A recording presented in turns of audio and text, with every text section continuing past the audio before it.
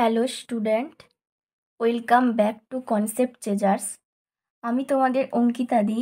দেখো আজকে আমরা কি পড়বো না, আজকে আমরা পড়বো ক্লাস 12-এর তোমাদের যে পি ব্লক এলিমেন্টস বলে যে চ্যাপ্টার রয়েছে, খুব লং চ্যাপ্টার একটা, যেখানে কি তোমাদের 12-এ পি ব্লকের মধ্যে কি কি রয়েছে, group 15 to 18, group 15 to group 18 রয়েছে। দেখো তার মধ্যে আমরা 15, 16, 17 এগুলো কিন্তু পড়ে নিয়েছি। এটাই আমাদের পি ব্লকের লাস্ট লেকচার, অর্থাৎ গ্রুপ 18। দেখো আজকের লেকচারটা খুব বেশি লেন্দি হবে না, ছোট্টসা লেকচার হবে একটা। কারণ কি, কারণ গ্রুপ 18-এ তোমাদের সেমিস্টার সিলেবাস থেকে অনেক কিছুই, আগে যখন ধরো সেমিস্টার সিলেবাস ছিল না তখন যা যা পড়তে হতো এখন অনেকই কম্প্যাক্ট করে দিয়েছে।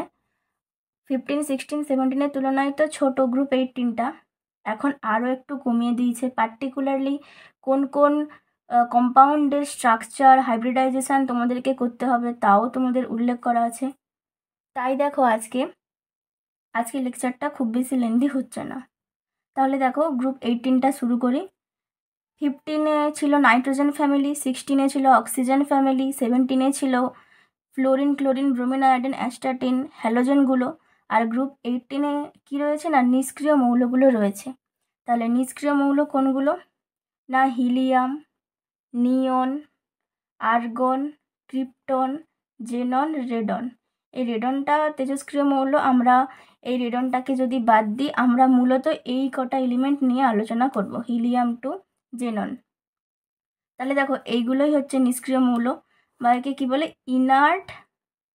ইনার্ট এলিমেন্ট, মানে নিষ্ক্রিয় মৌল। এদেরকে নিষ্ক্রিয় মৌল কেন বলা হয় না, কারণ কি এরা কেমিক্যালি ইনার্ট, অর্থাৎ কি এরা রাসায়নিকভাবে সক্রিয়, মানে এরা কোনো ঝুটঝামেলায় যায় না, এরা কারোর সাথে বিক্রিয়া করতে চায় না আর কি। কেন চায় না, কারণ দেখো আমরা যদি এদের এবার ইলেকট্রন বিন্যাসটা দেখি, হিলিয়ামের টু 1s2। দেখো এই হিলিয়ামটা কিন্তু একটা এক্সেপশান। কেন এক্সেপশান বলছি না, দেখো আমরা যদি এখন নিয়নের দেখি, নিয়নের 10 পরমাণু ক্রমাঙ্ক, নিয়নের 10, তাহলে এখন যদি আমরা ইলেকট্রন বিন্যাসটা দেখি তাহলে হবে 1s2, 2s2, 2p6 নিয়নের এটা। এবার যদি আমরা আর্গনটা দেখি, আর্গনের 18, তাহলে 1s2, 2s2, 2p6, 3s2, 3p6। এরপর যদি আমরা ক্রিপ্টনের দেখি, ক্রিপ্টনের 36, কী হবে 1s2, 2s2, 2p6, 3s2, 3p6, 4s2, 3d10, 4p6। তাহলে দেখো আসলে ব্যাপারটা কি হচ্ছে। এরপর যদি জেননের তোমরা করো, তাহলে জেননের দেখতে পাবে, জেননের কত 54। এরপর দেখবে কি 1s2, 2s2, 2p6, 3s2, 3p6, 4s2, 3d10, 4p6, 5s2, 5d10, sorry 5s2, 5p6, 5s2, 5p6 এভাবে দেখতে পাবে। তাহলে দেখো কি হচ্ছে আসলে ব্যাপারটা। আচ্ছা এখানে একটা 4d10 ছিল। আসলে দেখো আমি বলতে কি চাইছি, কেন আমি এটা লিখলাম পরপর। দেখো এখানে 2s2, 2p6, এখানে 3s2, 3p6, এখানে কি 4s2, 4p6। 3d10 আমরা নেব না। কেন 3d10 নেব না, কারণ দেখো এখানে 3dটা তো 4p এর আগে রয়েছে। 4s2, 4p6 এর ক্ষেত্রে কি n সমান 4, মানে এটাই বহিস্থ কক্ষ। আর আমরা বহিস্থ কক্ষে কতগুলো ইলেকট্রন রয়েছে সেটা দেখছি। তাহলে বহিস্থ কক্ষে এস উপকক্ষে 2টো আর পি উপকক্ষে 6টা। তাহলে 4s2, 4p6, 5s2, 5p6। দেখো এখান থেকে আমরা কি দেখছি, এখান থেকে আমরা দেখছি যে এদের সাধারণ ইলেকট্রন বিন্যাস GEC। তাহলে জেনারেল ইলেকট্রনিক কনফিগারেশন আমরা কি দেখছি না, জেনারেল ইলেকট্রনিক কনফিগারেশন আমরা দেখছি NH2 NP6। এই দেখো যেটা প্রতি ক্ষেত্রে হচ্ছে, শুধু গ্রুপ বরাবর যত আমরা ওপর থেকে নিচের দিকে নামছি, যেহেতু পরমাণু ক্রমাঙ্কটা বৃদ্ধি পাচ্ছে, তাই কি হচ্ছে একটা করে মুখ্য শক্তিস্তর বৃদ্ধি পাচ্ছে, কক্ষ বৃদ্ধি পাচ্ছে, তাই এখানে n এর মান 2 ছিল, এখানে n এর মান 3, এখানে n এর মান 4, এখানে n এর মান 5। তাই আমরা এর জেনারেল ইলেকট্রনিক কনফিগারেশন লিখলাম NH2NP6। তাহলে জেনারেল ইলেকট্রনিক কনফিগারেশনটা বোঝা গেল। দেখো এর ইলেকট্রন বিন্যাস থেকে আমরা আর একটা জিনিস কি দেখতে পাচ্ছি, যে এর ভ্যালেন্স ইলেকট্রন কত, এখানে 6টা, এখানে 2টো, 6 + 2 সমান কত 8, 6 + 2 সমান 8। অর্থাৎ দেখো এখান থেকে আমরা কি দেখছি, যে এর ভ্যালেন্স ইলেকট্রন সংখ্যা 8, অর্থাৎ কি এর অষ্টক পূর্তি হয়ে যাচ্ছে। হিলিয়াম কেন এক্সেপশন, কারণ দেখো একমাত্র হিলিয়ামেই কিন্তু হচ্ছে না, কারণ হিলিয়ামের পরমাণু ক্রমাঙ্ক 2, 1:2। এর ক্ষেত্রে বাদ দিয়ে দেখো প্রতি ক্ষেত্রে আমরা দেখছি এদের অষ্টক পূর্তি হয়ে যাচ্ছে। তাহলে দেখো এর অষ্টক পূর্তি হয়ে গেছে, এ খুবই স্টেবল, তাহলে কেন সে আর রিয়াকশানে অংশগ্রহণ করবে, তাই এরা কেমিক্যালি ইনার্ট। তাহলে বোঝা গেল যে এরা কেন কেমিক্যালি ইনার্ট। দেখো এবার একটা ইনফরমেশন কি না, দেখো এই হিলিয়াম কি হয় না, এই হিলিয়ামের হাই আয়নাইজেশন এনথালপি রয়েছে, শুধু হাই নয়, পুরো পর্যায় সারণীর মধ্যে কিন্তু এই হিলিয়ামের আয়নাইজেশন এনথালপি সব থেকে বেশি, অর্থাৎ এর কিন্তু হায়েস্ট আয়নাইজেশন এনথালপি রয়েছে। কার, এই হিলিয়ামের আয়নাইজেশন এনথালপি হাইয়েস্ট, কাটলাম কেন, আয়নাইজেশন এনথালপি হাইয়েস্ট, ঠিক আছে। এর আর কি রয়েছে, দেখো আর এই যে গ্রুপ 18-এর মৌলগুলো রয়েছে, গ্রুপ 18-এর যে এই এলিমেন্টগুলো রয়েছে, এদের কি হয়, এদের ইলেকট্রন গেন এনথালপি, ইজি মিন তারা নিচে লিখে দিই, ইলেকট্রন গেন এনথালপি,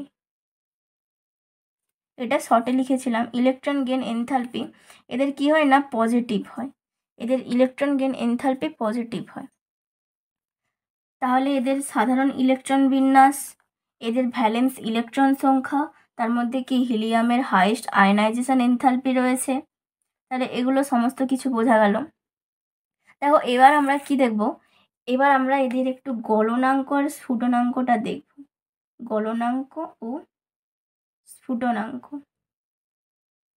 দেখো গলনাঙ্ক স্ফুটনাঙ্ক কি হয়, আমরা কি দেখলাম, আরেকবার যদি মৌলগুলো লিখি তাহলে হিলিয়াম, নিয়ন, আর্গন, ক্রিপ্টন, জেনন, রেডন।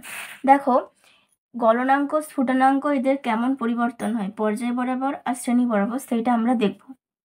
দেখো আমরা দেখলাম যে নিষ্ক্রিয় মৌলগুলো সর্ববহিস্থ কক্ষে 8টা ইলেকট্রন হয়ে যাচ্ছে, অর্থাৎ এদের অষ্টক পূর্তি হয়ে যাচ্ছে। দেখো এদের অষ্টক পূর্তি রয়েছে,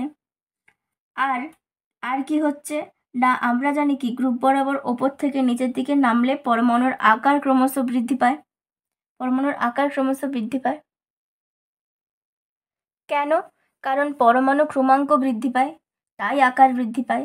দেখো এই নিষ্ক্রিয় মৌলগুলোর ক্ষেত্রে দুর্বল ভ্যান ডার ওয়ালস আকর্ষণ বল কাজ করে, এদের কি হয় না, এদের মধ্যে দুর্বল ভ্যান ডার ওয়ালস আকর্ষণ বল কাজ করে, আকর্ষণ বল কাজ করে, এদের মধ্যে দুর্বল ভ্যান ডার ওয়ালস আকর্ষণ বল কাজ করে।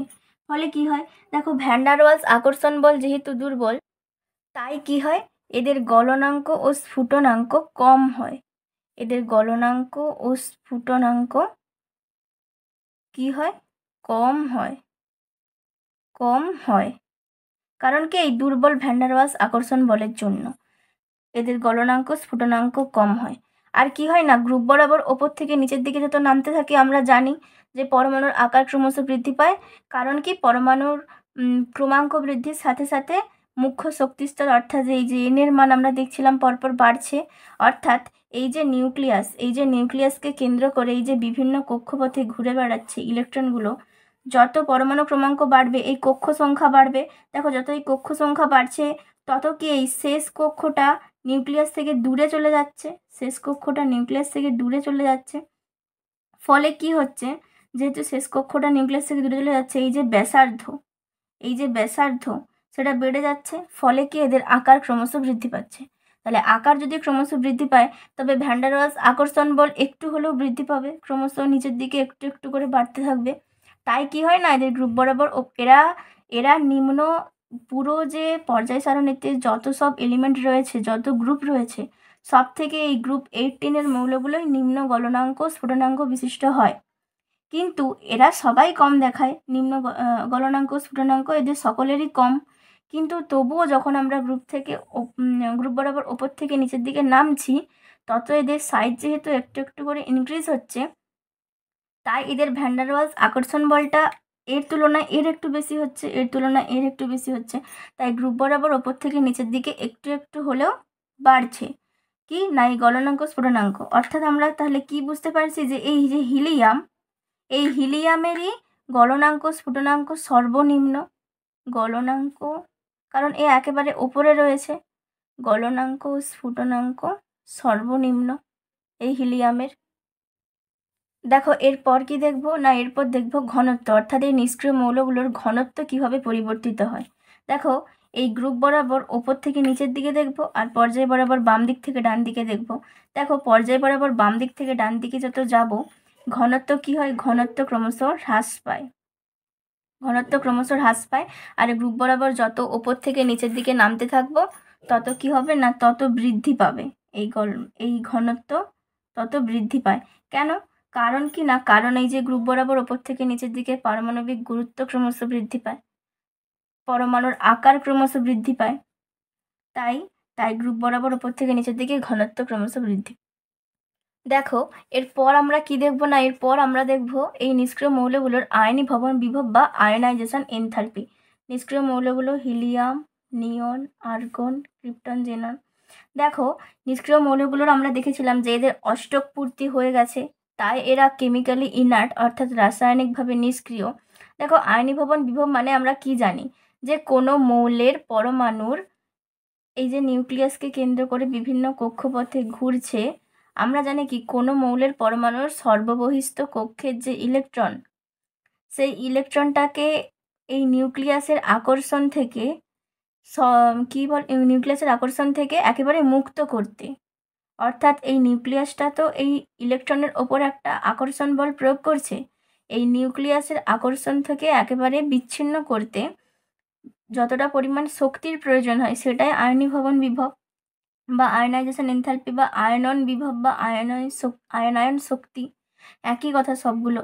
দেখো এরা তো খুব স্টেবল, খুব স্টেবল, তাই এরা যেহেতু খুব স্টেবল, সহজে এরা বেরিয়ে যাবে না, তাই কি হবে, তাই আয়নি ভবন বিভব বেশি হবে। কারণ সহজে যেহেতু এরা বেরিয়ে যাবে না, তাই এদের আয়নি ভবন বিভব বেশি হবে বা আয়নাইজেশন এনথালপি বেশি হবে। তাই কি হয় না, যত গ্রুপ রয়েছে পর্যায় সারণীতে, সব থেকে এই গ্রুপ 18-এর এই আয়নি ভবন বিভব সব থেকে বেশি হয়, সব থেকে বেশি হয়। তাহলে আয়নি ভবন বিভব বোঝা গেল। অর্থাৎ কি দেখো ব্যাপারটা, যখন আমরা বাম দিক থেকে ডান দিকে যাই, আমরা যখন বাম দিক থেকে ডান দিকে যাচ্ছি মানে কি, আমরা পর্যায় বরাবর যাচ্ছি। তাহলে এই যে পর্যায় রয়েছে, এইদিকে গ্রুপ 1 রয়েছে, এইদিকে গ্রুপ 2 রয়েছে, তারপর গ্রুপ 3, 4, 5, 6, 12, তারপর কি গ্রুপ 13 রয়েছে, group 14, group 15, group 16, group 17, group 18। তাহলে এইখানে নিষ্ক্রিয় মৌলগুলো রয়েছে গ্রুপ 18। তাহলে এই গ্রুপ 18-এ আমরা যখন তাহলে এরকমভাবে যাচ্ছি, আমরা কিভাবে গেলাম, আমরা পর্যায় বরাবর গেলাম, আর গ্রুপ 18-এ এসে আমরা নিষ্ক্রিয় মৌলগুলোর কাছে এলাম। তাহলে দেখো একটা পর্যায় বরাবর বাম দিক থেকে ডান দিকে যখন আমরা যাচ্ছি, এদের আয়নি ভবন বিভব সব থেকে বেশি হচ্ছে। তাহলে এটাই যে গ্রুপ বরাবর, অর্থাৎ একটা যে কোনো পর্যায়ে যখন আমরা বাম দিক থেকে ডান দিকে যাচ্ছি, সেই প্রত্যেকটা পর্যায়ের ক্ষেত্রে এই একেবারে ডান দিকে যে এরা রয়েছে, এই গ্রুপ 18-এর মৌলগুলো, এদের আয়নি ভবন বিভব সবচেয়ে বেশি হবে। আর যত আমরা গ্রুপ বরাবর ওপর থেকে নিচের দিকে নামতে থাকবো, তত কমে যাবে। আচ্ছা, এটা কিন্তু বৃদ্ধি পাচ্ছে, উল্টো বোঝাবে, এটা বৃদ্ধি পাচ্ছে আর এইখানে কমে যাচ্ছে। তাহলে বোঝা গেল আয়নি ভবন বিভবটা। এটা তোমরা একবার জাস্ট এমনি পড়ে রাখবে, আয়নি ভবন বিভব। দেখো এইবারে এই চ্যাপ্টারে মোস্ট ইম্পর্ট্যান্ট যেটা, সেটা হচ্ছে এই চ্যাপ্টারে এই যে জেনন, এরা কিন্তু তেমন কোনো যৌগ গঠন করে না, কিন্তু একমাত্র জেনন যেটা কিনা কার কার সাথে যৌগ গঠন করে, অক্সিজেনের সাথে আর ফ্লোরিনের সাথে। আমরা দেখব এই জেনন যে মৌলটা এর নিষ্ক্রিয় মৌল। নিষ্ক্রিয় মৌলগুলো সাধারণত যৌগ গঠন করে না, কারণ খুব স্টেবল হয়, এদের অক্টেট ফিল্ড হয়ে গেছে, অর্থাৎ এদের 8টা ইলেকট্রন পূর্ণ হয়ে গেছে, তাই করে না। কিন্তু এই জেনন কিন্তু একমাত্র দুটো এলিমেন্টের সাথে, দুটো মৌলের সাথে যৌগ গঠন করে। তাই কি জেননের আমরা কিছু মৌল দেখতে পাই, একটা কি অক্সিজেন আর একটা ফ্লোরিন। জেনন কি কি? HCF2, HCF4, HCF6, জেননের ডাইফ্লোরাইড, জেননের টেট্রাফ্লোরাইড আর জেননের হেক্সাফ্লোরাইড। আরও কি হয়? HCO2F2, HCO3, HCO2, HCOF4, এই সমস্ত যৌগগুলো হয়। মূলত আমরা এই সমস্ত যৌগগুলো নিয়েই আলোচনা করব। তাহলে এরপর আমরা কি দেখব না, এই HCF2 এদের প্রত্যেকের হাইব্রিডাইজেশন বা সংকরায়ন অবস্থা দেখব, আর এদের স্ট্রাকচারগুলো দেখব। তাহলে দেখো প্রথমেই দেখবো আমরা কি না HCF2 জেননের যে ডাইফ্লোরাইড এর স্ট্রাকচার, আর মানে আগে দেখবো এর হাইব্রিডাইজেশন বা সংকরায়ন অবস্থা, তারপরে স্ট্রাকচার, এতে কটা বন্ড পেয়ার লোন পেয়ার রয়েছে এইগুলো। তাহলে দেখো হাইব্রিডাইজেশনকে আমি যদি H দিয়ে ডিনোট করি, তাহলে হাইব্রিডাইজেশন কি জানি না V+L - C+A/2। তোমরা বলবে এগুলো কি লিখলাম? দেখো এখানে ভিটা হচ্ছে এই যে কেন্দ্রীয় পরমাণুটা রয়েছে, এখানে কেন্দ্রীয় পরমাণুকে জেনন, এই জেননের ভ্যালেন্স ইলেকট্রন সংখ্যা, তাই এটাকে ভি দিয়ে লিখলাম। এলটা কি? এলটা এখানে একযোজি পরমাণুর সংখ্যা। দেখো এটা তোমরা পড়েছো, এই হাইব্রিডাইজেশন আর স্ট্রাকচার নির্ণয় করে তোমরা কেমিক্যাল বন্ডিং চ্যাপ্টারে পড়েছো, সেটা ক্লাস 11-এ। একযোজি পরমাণুর সংখ্যা। আর সিটা কি? এখানে ক্যাটায়ন অর্থাৎ কি এখানে পজিটিভ চার্জ কত রয়েছে সেটা, আর এটা এখানে হচ্ছে অ্যানায়ন চার্জ, অর্থাৎ কি এখানে নেগেটিভ চার্জ যদি থেকে থাকে তাহলে সেটা। এখন দেখো এখানে কোনো পজিটিভ নেগেটিভ চার্জ নেই, এটা নিউট্রাল যৌগ। HCF2 কি নিউট্রাল, তাহলে আমরা এখানে এই দুটো আমরা এখানে দেখছি না। আমরা তাহলে এখানে একযোজি পরমাণুর সংখ্যা দেখতে পাচ্ছি, কে এখানে একযোজি পরমাণু? কে? ফ্লোরিন। কারণ কি ফ্লোরিন F- এর জারণ অবস্থা কত? 1। তাহলে এখানে একযোজি পরমাণু ফ্লোরিন। আর কে? আর এখানে ভি অর্থাৎ ভ্যালেন্স ইলেকট্রন সংখ্যা জেননের 8টা, তাহলে 8+2। ক্যাটায়নও কিছু নেই, কোনো পজিটিভ চার্জও নেই আর কোনো নেগেটিভ চার্জও নেই, তাই আমরা 0 লিখলাম। বাই 2 সমান এটা হচ্ছে 5, আর 2 10, 2 5 10, তাহলে আমরা এটা কি sp3d 5। হাইব্রিডাইজেশন এখানে সংখ্যা 5 বেরোলো, মানে এটা sp3d, অর্থাৎ একটা s অরবিটাল, 3টে p অরবিটাল আর একটা d অরবিটাল নিয়ে এর হাইব্রিডাইজেশনটা রয়েছে বা এর সংকরায়নটা হয়েছে। তাহলে 5 বাকি sp3d। দেখো এবার এখান থেকে দেখবো যে বন্ড পেয়ার কটা আর লোন পেয়ার কটা। বন্ড পেয়ার আর লোন পেয়ারটা কিভাবে দেখবো? দেখো 5 বেরিয়েছে, তো তার মধ্যে ফ্লোরিন কটা? 2টো রয়েছে, তার মানে এই জেনন এই ফ্লোরিনের সাথে 2টো বন্ড করবে, কারণ এরকম হবে এফ, এবার সেটা যেদিকে ইচ্ছে হতে পারে। দেখো 2টো বন্ড, তাহলে বন্ড পেয়ার 2। আর লোন পেয়ার সমান কি হবে? বন্ড পেয়ার দেখো সবসময় মনে রাখবে যে এখানে যতগুলো একযোজি পরমাণু থাকবে বা কোনো পরমাণু থাকবে ততগুলোই বন্ড পেয়ার হবে। তাহলে বন্ড পেয়ার যদি এর মধ্যে থেকে 2টো হয়ে যায়, তাহলে লোন পেয়ার 5 - 2 = 3। তাহলে HCF2 বন্ড পেয়ার 2 আর লোন পেয়ার কিন্তু 3। তাহলে এবার দেখো, এবার যদি আমরা স্ট্রাকচার দেখি, তাহলে স্ট্রাকচার কি হবে না XE, 2টো ফ্লোরিন, এফ সোজা দিয়ে দাও, সোজা হয়নি, এটা বেঁকে গেছে। দেখো XE, এখানে একটা ফ্লোরিন দিলাম, এখানে একটা ফ্লোরিন দিলাম, XeF2, তাহলে 2টো বন্ড পেয়ার হয়ে গেল। এবার 3টে লোন পেয়ার, এদিকে একটা দিয়ে দাও, এদিকে একটা দিয়ে দাও আর এদিকে একটা দিয়ে দাও, 3টে লোন পেয়ার। তাহলে এটাই হচ্ছে XeF2 এর হচ্ছে স্ট্রাকচার। দেখো এইটা তো XeF2 স্ট্রাকচার, আর এর হাইব্রিডাইজেশন দেখলাম কি sp3d।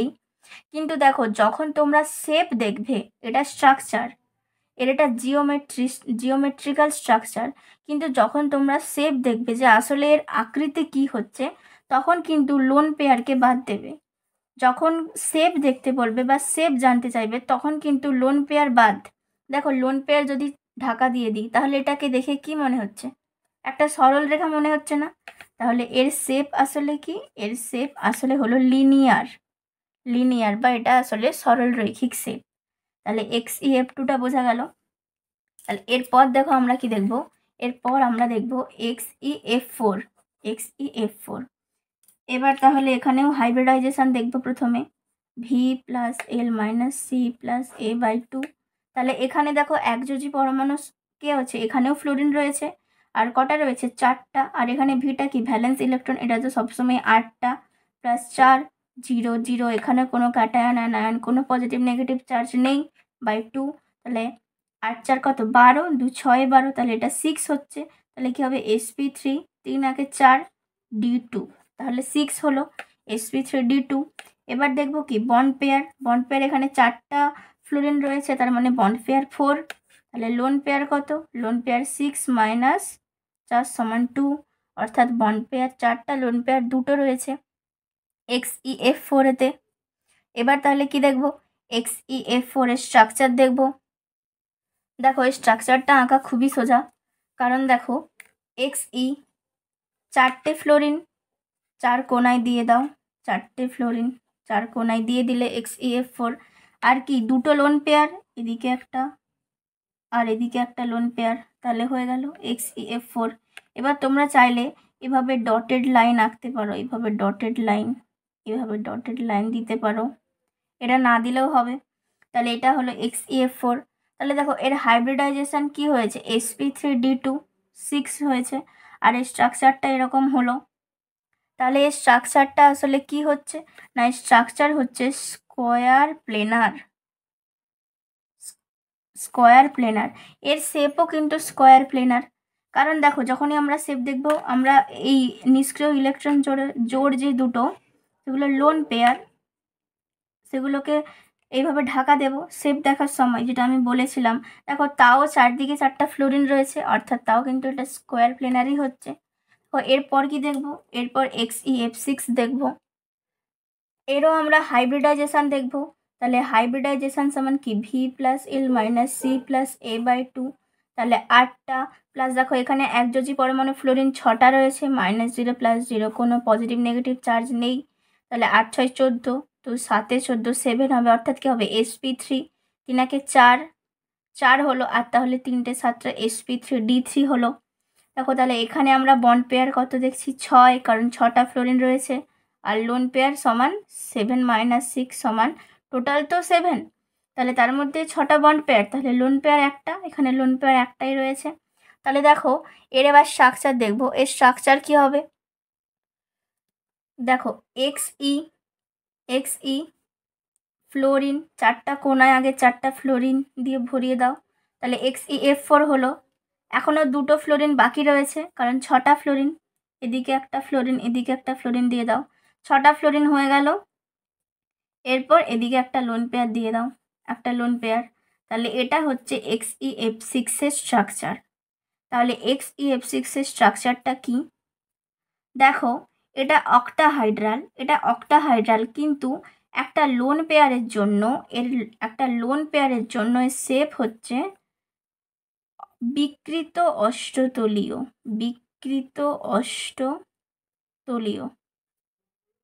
অর্থাৎ কি? ডিস্টর্টেড অক্টাহাইড্রাল, অর্থাৎ কি? বিকৃত অষ্টতলীয়। এই লোন পেয়ারের জন্য, একটা লোন পেয়ারের জন্য এর শেপ হচ্ছে বিকৃত অষ্টতলীয়।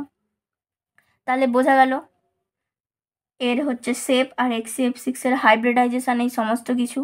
দেখো এরপর কি দেখব? না এরপর দেখব XeOF2। এবার একটা করে অক্সিজেনও আসছে, ঠিক আছে? দেখো তাহলে হাইব্রিডাইজেশন সমান V+L-C+A/2। দেখো V এখানে সেই ভ্যালেন্স ইলেকট্রন। আমরা এখানে দেখো, এখানে তোমরা বলবে অক্সিজেন একটা রয়েছে, জেনন একটা রয়েছে, তাহলে কেন্দ্রীয় পরমাণু কে? দেখো কেন্দ্রীয় পরমাণু কিন্তু সবসময় জেনন। এগুলো কিন্তু আমরা সব জেননের কম্পাউন্ড দেখছি।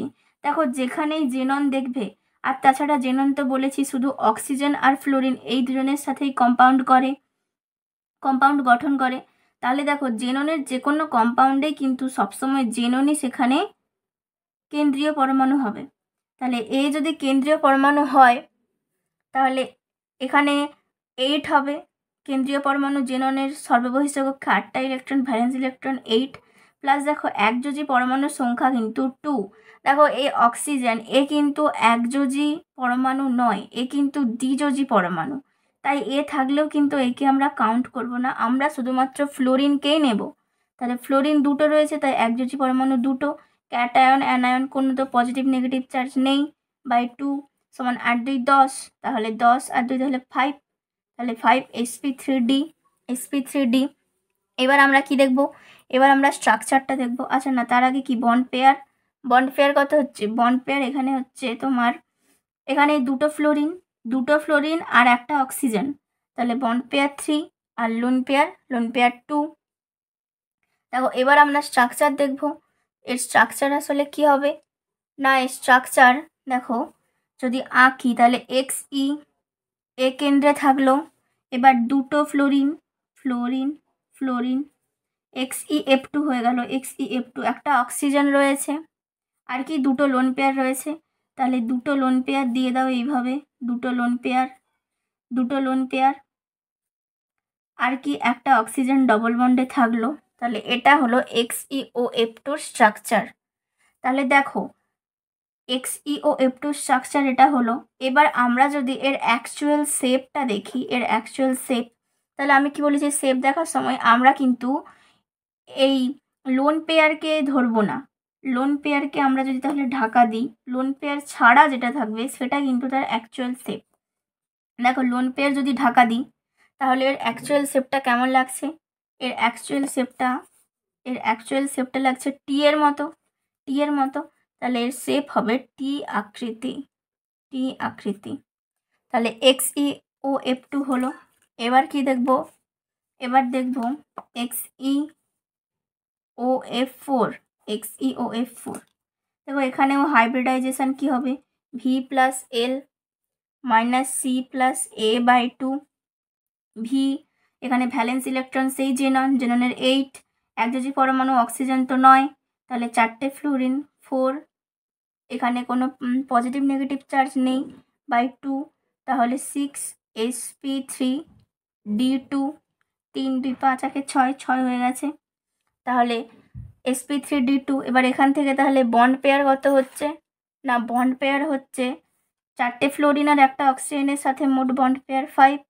তাহলে লোন পেয়ার সমান 6 - 5 সমান 1। এবার তাহলে এর যদি আমরা স্ট্রাকচার দেখি, জেনন তারপর কি দেখো 4টে ফ্লোরিন, তাহলে সেই একই রকমভাবে 4টে ফ্লোরিন 4টে কোণায় দিয়ে দাও, তাহলে 4টে ফ্লোরিন হয়ে গেল, মানে XeF4 এর স্ট্রাকচারটা হয়ে গেল। তাহলে এখনও বাকি রয়ে গেছে একটা অক্সিজেন আর একটা লোন পেয়ার,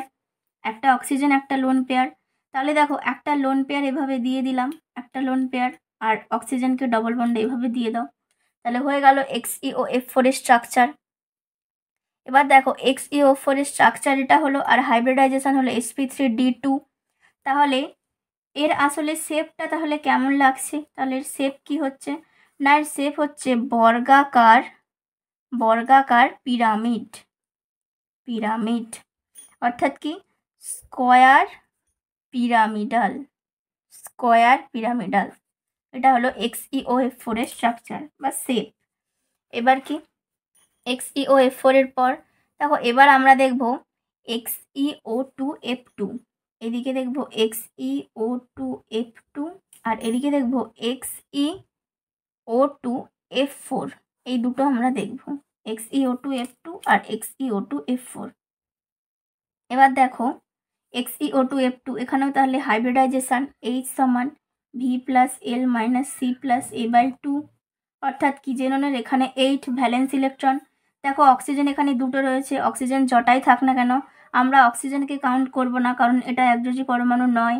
ফ্লোরিন একযোজি পরমাণু, +2 0 0/2, তাহলে কি হলো 5 sp3d। sp3d হলো।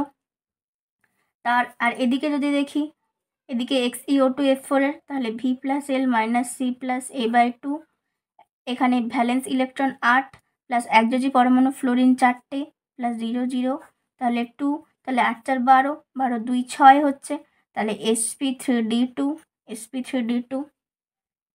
এবার এখানে তাহলে বন্ড পেয়ার সমান কত হচ্ছে, না বন্ড পেয়ার হচ্ছে 4, বন্ড পেয়ার 4, দুটো অক্সিজেনের সাথে দুটো ফ্লোরিনের সাথে, আর লোন পেয়ার সমান 1।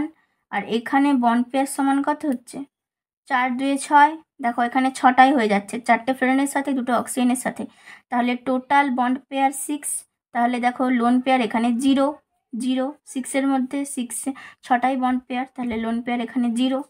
এবার কি দেখবো, এবার আমরা এই দুজনের স্ট্রাকচার দেখব। দেখো XeO2F2 কেমন হবে, XeO2F2, এখানে আমরা কার স্ট্রাকচার দেখছি, XeO2F2 এর স্ট্রাকচার দেখব। দেখো জেনন, তাহলে দুটো ফ্লোরিন, এভাবে একটা ফ্লোরিন এখানে, এভাবে একটা এখানে ফ্লোরিন দিয়ে দিলাম, তাহলে XeF2 হয়ে গেল, এতটা পর্যন্ত হয়ে গেল। এখনও আমার বাকি রয়ে গেছে কে, দুটো অক্সিজেন বাকি রয়ে গেছে আর একটা লোন পেয়ার বাকি রয়ে গেছে। তাহলে দেখো অক্সিজেন ডবল বন্ডে দিয়ে দাও। দেখো এই জেননের যে কম্পাউন্ডগুলো রয়েছে অক্সিজেনের সাথে ফ্লোরিনের সাথে, সেখানে অক্সিজেন কিন্তু এই জেননের সাথে সবসময় ডবল বন্ডে থাকবে। সেখানে ফ্লোরিন থাক বা না থাক, অক্সিজেনের সাথে জেননের যা কম্পাউন্ড থাকবে সবেতেই কিন্তু জেননের সাথে অক্সিজেন ডবল বন্ডে থাকবে। ঠিক আছে, দেখো তাহলে হয়ে গেল XeF2O2 হয়ে গেল। তাহলে বাকি রয়ে গেছে কি, একটা শুধু লোন পেয়ার বাকি রয়ে গেল, তাহলে এখানে একটা লোন পেয়ার দিয়ে দাও, তাহলে হয়ে গেল XeO2F2 স্ট্রাকচার। তাহলে দেখো XeO2F2, আমরা যদি এবারে শেপ দেখি, এর শেপ আসলে কি হচ্ছে, শেপ হচ্ছে, তাহলে শেপ দেখার সময় আমরা নিষ্ক্রিয় ইলেকট্রন জোড়কে বাদ দেব। দেখো এর শেপ হচ্ছে ঢেকির মতো, এটা কিন্তু তোমরা একটু মনে রাখবে, ঢেকির মতো। দেখো যেগুলো শেপ একটু অন্যরকম হয় সেগুলোই কিন্তু পরীক্ষায় আসার চান্স সব থেকে বেশি, তাই এটা কিন্তু মনে রাখবে যে XeO2 শেপ ঢেকির মতো। তাহলে আমরা এখানে শুধুমাত্র XeO2F2টাই দেখলাম, XeO2F4টা এখানে শুধু হাইব্রিডাইজেশনটা করেছি। এরপর আমরা এর স্ট্রাকচারটা পরের পাতায় দেখছি। তাহলে স্ট্রাকচার কি হবে, না স্ট্রাকচার হবে দেখো XeO2F4, তাহলে জেনন, তাহলে অক্সিজেন ডবল বন্ডে থাকলো, অক্সিজেন ডবল বন্ডে সবসময়। আর দেখো কে রয়েছে, আর 4টা ফ্লোরিন রয়েছে, ফ্লোরিন ফ্লোরিন ফ্লোরিন ফ্লোরিন, আর এর তো লোন পেয়ার 0, তাহলে XeO2F4 এর স্ট্রাকচারটা এরম হয়ে গেল। তাহলে এর শেপ কি হবে, এর শেপ, তাহলে এই টোটালটাই এর শেপ হবে কারণ এখানে কোনো লোন পেয়ার নেই। তাহলে XeO2 শেপ হচ্ছে অষ্টতলীয়, অষ্টতলীয়, অষ্টতলীয় বা কি অক্টাহেড্রাল, অক্টাহেড্রাল বা অষ্টতলীয়। এটা হলো XeO2F4 এর শেপ। দেখো এবার আমরা দুটো দেখব, XeO3 আর XeO2, ব্যাস আর নেই, এই কয়েকটাই XeO3 আর XeO2। তাহলে এর হাইব্রিডাইজেশন সমান কি, V + L - C + A/2, যেটা আমরা এই প্রত্যেক ক্ষেত্রেই দেখে আসলাম। তাহলে এখানে 8টা ভ্যালেন্স ইলেকট্রন। দেখো এখানে এই যে XeO3 এই যে কম্পাউন্ডটা রয়েছে, এলটা এখানে আমরা কি দেখেছিলাম যে একযোজি পরমাণুর সংখ্যা, এখানে কি কোনো একযোজি পরমাণু রয়েছে, এখানে ফ্লোরিন নেই, এখানে শুধুমাত্র কি অক্সিজেন রয়েছে, কিন্তু অক্সিজেন কি একযোজি পরমাণু, না অক্সিজেন দ্বিযোজি পরমাণু, তাহলে আমরা এখানে অক্সিজেনকে তো কাউন্ট করব না। তাহলে এখানে একযোজি পরমাণুর সংখ্যা 0, ক্যাটায়নিক চার্জ অর্থাৎ কি +0 -0 সেম ব্যাপার, কিন্তু তবুও আমরা এখানে সাইনটা ঠিকঠাকই লিখব। এখানে পজিটিভ চার্জ কি 0 আর নেগেটিভ চার্জও 0, তাহলে 2, তাহলে কি হবে এখানে 4 sp3, তাহলে এর হাইব্রিডাইজেশন হলো sp3। তাহলে এর যদি হাইব্রিডাইজেশন sp3 হয়, তাহলে এবার আমরা কি দেখব, না এবার আমরা বন্ড পেয়ার দেখব। বন্ড পেয়ার সমান কত, না বন্ড পেয়ার দেখো এখানে 3, কারণ 3টে অক্সিজেন রয়েছে, আর লোন পেয়ার কত 4 - 3 = 1, তাহলে বোঝা গেল। এবার তাহলে স্ট্রাকচার কি হবে, না স্ট্রাকচার হবে XeO3, O3 তো, তাহলে O3 কেমনভাবে হবে, না তিনটে অক্সিজেন, দেখো অক্সিজেন বলেছি সবসময় ডবল বন্ডে থাকবে, তাহলে তিনটে অক্সিজেনকে এইভাবে দিয়ে দাও, তিনটে অক্সিজেন। তাহলে তিনটে অক্সিজেনের পর একটা লোন পেয়ার রয়ে গেছে, তাহলে একটা লোন পেয়ার, এটা হলো XeO3 স্ট্রাকচার। তাহলে এটা কেমন দেখতে হচ্ছে? তাহলে এর যদি আমরা শেপ দেখি, শেপ কি হচ্ছে? লোন পেয়ার বাদ দাও, শেপের জন্য লোন পেয়ারকে ঢাকা দিয়ে দাও। দেখো এটা অনেকটা পিরামিডের মতো দেখতে লাগছে না? পিরামিড। তাহলে এর স্ট্রাকচার পিরামিড, পিরামিডাল, পিরামিডাল বা বাংলায় বলে কি পিরামিডাকার, একই কথা, বাংলায় যা ইংলিশেও তাই। তাহলে XeO2, এবার দেখবো XeO2। দেখো এখানে হাইব্রিডাইজেশন সেই একই, A/2। দেখো এখানে এখানে ভি কি ভ্যালেন্স ইলেকট্রন, ভ্যালেন্স ইলেকট্রন। তাহলে এখানে 8 প্লাস একযোজি পরমাণুর সংখ্যা কত? 2 মাইনাস কি cation 0 plus anion 0/2। Valence electron কি করে, ভ্যালেন্স ইলেকট্রন 8, একযোজি পরমাণু 2 কি করে হলো? দেখলে আমিও এক্ষুনি ভুল লিখলাম। তাহলে এটা তো একযোজি পরমাণু নয়, এটা তো দ্বিযোজি পরমাণু, আমরা একে কাউন্টই করব না। তাহলে এটা 4sp3, অর্থাৎ দেখো খানিকটা এর মতোই হলো। তাহলে বন্ড পেয়ার সমান কত হচ্ছে? 2, আর লোন পেয়ার সমান হচ্ছে 2, কারণ এখানে দুটো অক্সিজেনের সাথে কি, তাহলে দুটো বন্ড পেয়ার হবে জেননের। আর লোন পেয়ার কত? 4 - 2 2। তাহলে এখানে যদি দেখি Xe, তাহলে দেখো XeO2, তাহলে স্ট্রাকচারটা কি হচ্ছে? না স্ট্রাকচার হচ্ছে দুটো অক্সিজেনের সাথে দুটো, আর এখানে কি দুটো লোন পেয়ার, দুটো বন্ড পেয়ার। তাহলে XeO2 হয়ে গেল। দেখো এরপর আমরা কি দেখব? এরপর আমরা দেখব XeOF4, আর একটা বাকি রয়ে গেছিলো। আমি বলেছিলাম যে ওই দুটোই শেষ, কিন্তু এটার কথা আমার এক্ষুনি আবার মনে পড়লো, XeO4 একটা রয়েছে, XeO4। তাহলে এর দেখে নেব, এর হাইব্রিডাইজেশন সেই একই V+L - C+A/2। তাহলে এখানে 8টা জেনন রয়েছে, জেনন 8টা, জেনন কি, জেননের ভ্যালেন্স ইলেকট্রন 8টা রয়েছে, প্লাস একযোজি পরমাণু তো নেই, এখানে O4 অক্সিজেন তো দ্বিযোজি, তাহলে সব 0 0/2। তাহলে 4sp3, এটাও sp3 হচ্ছে। তাহলে sp3 যদি হয়, এর ক্ষেত্রেও আমরা দেখছি বন্ড পেয়ার কি হচ্ছে? বন্ড পেয়ার এখানে দেখো, এখানে 4টা অক্সিজেন আর এখানে 4 হয়েছে, অর্থাৎ বন্ড পেয়ার এখানে 4, আর লোন পেয়ার এখানে 0। তাহলে লোন পেয়ার যদি 0 হয়, তাহলে স্ট্রাকচার যদি দেখি, তাহলে জেনন, এদিকে একটা অক্সিজেন আর এদিকে 3টে অক্সিজেনকে ডবল বন্ডে দিয়ে দাও, ডবল বন্ডে দিয়ে দিলাম। তাহলে দেখো XeO4 স্ট্রাকচার হয়ে গেল। তাহলে দেখো এই যতগুলো কম্পাউন্ড বললাম কয়েকটা হবে, তাহলে এদের কি মনে রাখতে হবে? এদের প্রত্যেকের শেপ, এদের প্রত্যেকের স্ট্রাকচার। তাহলে দেখো এটা কি হলো? এটা টেট্রাহাইড্রাল হলো, টেট্রাহাইড্রাল হলো। দেখো তাহলে এদের প্রত্যেকের হাইব্রিডাইজেশন যে কি হচ্ছে, sp2 না sp3 না sp3d2 না sp3d না sp3d3, কোনটা হচ্ছে সেই হাইব্রিডাইজেশনটা, তাদের জিওমেট্রিক্যাল স্ট্রাকচারটা, আর তাদের বন্ড পেয়ার লোন পেয়ার, সেটা তো তোমরা এখান থেকেই দেখতে পেয়ে যাচ্ছ, আর তাদের অ্যাকচুয়াল শেপ। এই কয়েকটা জিনিসে তোমাদের এই কম্পাউন্ডগুলোর ক্ষেত্রে মনে রাখতে হবে। দেখো তোমাদের সুবিধার জন্য যখন তোমরা নোটসটা রিভিশন করবে, যখন পড়বে, এটা কোথায় পাবে? আমাদের টেলিগ্রাম চ্যানেলে পাবে। দেখো তখন যাতে তোমাদের অসুবিধা না হয়, তাই দেখো আমি এতক্ষণ পর্যন্ত যা যা আলাদা আলাদাভাবে দেখালাম, সেটা আমি এক জায়গায় তুলে নিয়েছি, যে পাশে পাশে হাইব্রিডাইজেশন আর তাদের আকার। এই ছকটা দেখলেই তোমাদের একসাথে সবগুলোই দেখা হয়ে যাবে, যে XeO2 কি হয়, হাইব্রিডাইজেশন আর তাদের আকার কি হয়। তখন এখানে কটা যৌগ রয়েছে? 9টা, এই 9টা তোমাদেরকে করতে হবে। তাহলে এটা তোমরা দেখে নেবে। এটা সেই আগেরগুলোকেই আমি জাস্ট এক জায়গায় একসাথে তুলে দিয়েছি তোমাদের রিভিশনের জন্য। দেখো এরপর আমরা কি দেখব?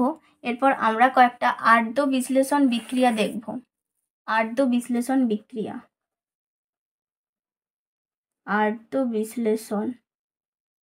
আদ্য বিশ্লেষণ বিক্রিয়া কাদের বিক্রিয়া?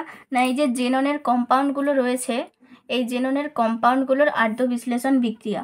যেমন কি XeF6, এটা জল দ্বারা আর্দ্র বিশ্লেষিত হয়ে XeOF4 অর্থাৎ দেখো জেননের এই কম্পাউন্ডটা জল দ্বারা আর্দ্র বিশ্লেষিত হয়ে এই কম্পাউন্ডটা তৈরি করছে, প্লাস কি উৎপন্ন করছে, প্লাস হাইড্রোজেন ফ্লোরাইড HF তৈরি করছে।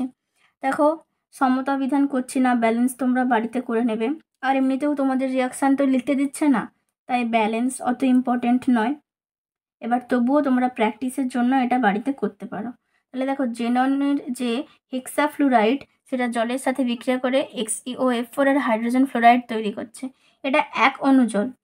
দেখো এখানেই যখন তুমি একে 2 অণু জলের সাথে বিক্রিয়া করাবে, 2 অণু জলের সাথে বিক্রিয়া করাবে, তখন XeO2F4 প্লাস হাইড্রোজেন ফ্লোরাইড তৈরি হচ্ছে। অর্থাৎ দেখো যখন এক অণু জলের সাথে বিক্রিয়া করিয়েছিল তখন একটা অক্সিজেন ঢুকেছিল, একটা অক্সিজেন এখানে প্রবেশ করেছিল, আর 4টা ফ্লোরিন ছিল। যা এখানে 2 অণু জল দিলাম, দেখো 2টো অক্সিজেন প্রবেশ করলো।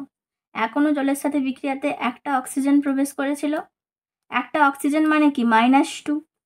দেখো এইখানে ব্যাপারটা কি হয়েছে, একটা অক্সিজেন মানে কি -2, তো তাহলে 2টো ফ্লোরিন তাই জন্য কি হলো, রিপ্লেসড হলো 2টো ফ্লোরিন, তাই কি এখানে কমে F4 হয়ে গেল। আর এখানে 2 অণু জল, এখানে আরও একটা অক্সিজেন ঢুকলো, এখানে আরও একটা অক্সিজেন ঢুকলো।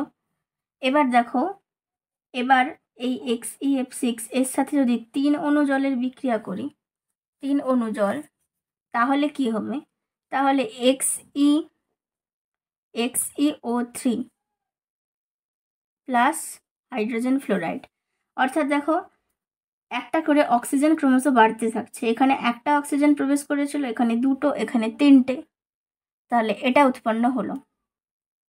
এবার কি না, এবার এই আর্দ্র বিশ্লেষণ বিক্রিয়ার পরে আমরা কি দেখব না, এই XeOF4 এই যে কম্পাউন্ডটা তৈরি হয়েছিল XeF6 এর আর্দ্র বিশ্লেষণে, একে যদি আবার আর্দ্র বিশ্লেষণ করি তাহলে কি উৎপন্ন হবে, একে যদি আমরা 2 অণু জল দিয়ে আর্দ্র বিশ্লেষণ করি তাহলে এখানে উৎপন্ন হবে XeO3 plus hydrogen fluoride, XeO3 plus hydrogen fluoride.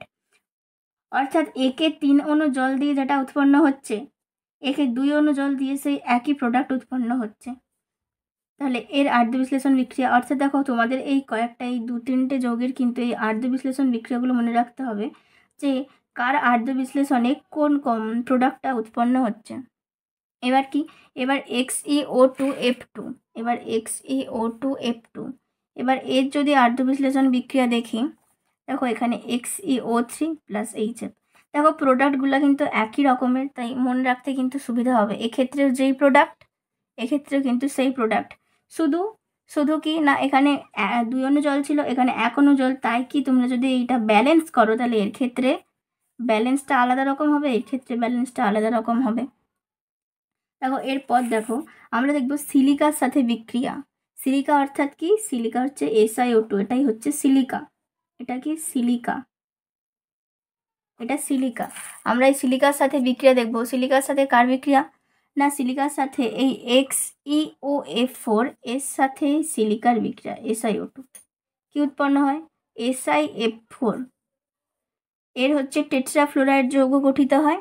আর কি উৎপন্ন হয়, XeO2F2 উৎপন্ন হয়। XeOF4 এর সাথে SiO2 সিলিকার বিক্রিয়ায় SiF4 আর XeO2F2 উৎপন্ন হয়। আর XeF6 এর সাথে সিলিকার বিক্রিয়ায় কি উৎপন্ন হয়, XeF6 এর অর্থাৎ হেক্সাফ্লোরাইডের সাথে SiO2 কি সিলিকা এর বিক্রিয়াতে কি উৎপন্ন হয় না, দেখো এক্ষেত্রেও SiF4 উৎপন্ন হয়। আর কি উৎপন্ন হয় না, XeOF4। অর্থাৎ দেখো এখানেই তোমরা কি দেখতে পাচ্ছ, দেখো এর ক্ষেত্রে আমরা দেখেছিলাম কি এই দুটো রিয়াকশানের ক্ষেত্রে দেখেছিলাম যে প্রতি ক্ষেত্রে XeO3 আর HF উৎপন্ন হচ্ছে, শুধু জলের অণু আলাদা, তাই ব্যালেন্সটা আলাদা রকম হবে।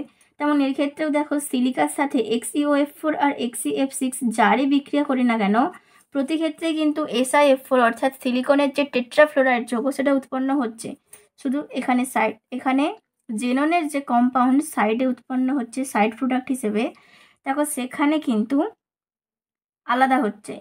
এখানে XeO2F2 উৎপন্ন হলো আর এখানে XeOF4 উৎপন্ন হচ্ছে। তাহলে এই সিলিকার সাথে এই দুটো বিক্রিয়া মনে রাখবে। এরপর কি না, দেখো এরপর XeF2, XeF2, XeF2, XeF4 আর XeF6 রয়েছে। আর রয়েছে কি XeF4 আর রয়েছে XeF6। এই তিনটে আমরা একটু আগেও দেখেছিলাম, এই তিনজনের সম্পর্কে ডিটেলসে পড়েছি। তো দেখো এই XeF4 আর এই XeF6 এই দুটো যৌগ, এই দুটো কম্পাউন্ড, এরা কিন্তু শক্তিশালী জারক দ্রব্য। এরা শক্তিশালী জারক দ্রব্য। জারক দ্রব্য কেন এরা শক্তিশালী জারক দ্রব্য? দেখো কারা জারক দ্রব্য হয়? যারা অপরকে জারিত করে তারা জারক দ্রব্য হয়। এরা যদি শক্তিশালী জারক দ্রব্য হয় তাহলে অর্থাৎ কি strong oxidising agent. Oxidising agent, দেখো এরা যদি শক্তিশালী জারক দ্রব্য হয় অর্থাৎ কি এরা অপরকে জারিত করে, তাহলে অপরকে যদি জারিত করে তাহলে নিজেরা বিজারিত হবে। তাহলে দেখো নিজেরা কিভাবে বিজারিত হচ্ছে, XeF4 বিজারিত হয়ে XeF2 হয়, আবার XeF6 বিজারিত হয়ে XeF2তে আসতে পারবে। তাই এই দুজন শক্তিশালী জারক দ্রব্য। তাহলে বোঝা গেল।